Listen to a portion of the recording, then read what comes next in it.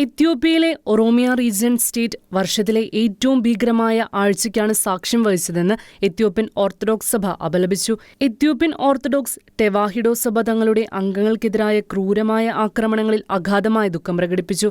ഒരാഴ്ചയിൽ മാത്രം 25-ലധികം ഓർത്തഡോക്സ് ക്രിസ്ത്യാനികൾ തുടർച്ചയായി നടന്ന ആക്രമണങ്ങളിൽ കൊല്ലപ്പെട്ടു.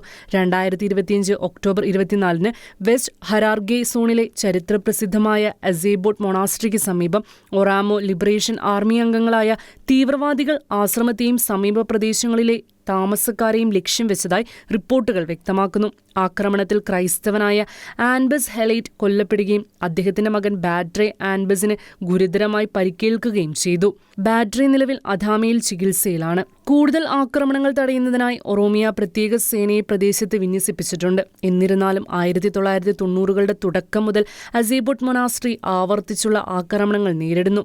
ഈ മേഖലയിലെ ഓർത്തഡോക്സ് ക്രൈസ്തവർ ദീർഘകാലമായി നിലനിൽക്കുന്ന അരക്ഷിതാവസ്ഥയുടെ ഇരകളാണ്.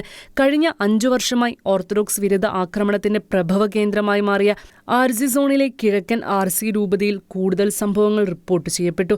സുരക്ഷാ ഭീഷണികൾ കാരണം മേഖലയിലെ 1 ഡസനിലധികം പള്ളികൾ അടച്ചുപൂട്ടുകയോ ആരാധന നിർത്തിവെക്കുകയോ ചെയ്തിട്ടുണ്ട്. കുറഞ്ഞത് 3 എണ്ണമെങ്കിലും കൊള്ളയടിക്കപ്പെട്ടിട്ടുണ്ട്. ഒക്ടോബർ 24 വെള്ളിയാഴ്ച ഗുണമെർട്ടി ജില്ലയിലാണ് ഏറ്റവും പുതിയ ആക്രമണ പരമ്പരയിൽ ആദ്യത്തേത് നടന്നത്. ഇവിടെ 17 ഓർത്തഡോക്സ് ക്രിസ്ത്യാനികൾ കൊല്ലപ്പെട്ടു. രണ്ടാമത്തേത് ഒക്ടോബർ 27 തിങ്കളാഴ്ച ഷെർക്ക ജില്ലയിലെ ഹെല സെബാബ പ്രദേശത്ത് നടന്നു. 3 പേർ കൂടി കൊല്ലപ്പെട്ടു. ഈ ജില്ലയിൽ മാത്രം കഴിഞ്ഞ 2 വർഷത്തിനിടെ 115-ലധികം വിശ്വാസികൾ കൊല്ലപ്പെട്ടു. കുറഞ്ഞത് 9 പ്രദേശങ്ങളിൽ നിന്നായി ആയിരക്കണക്കിന് ആളുകൾ പലായനം ചെയ്തു.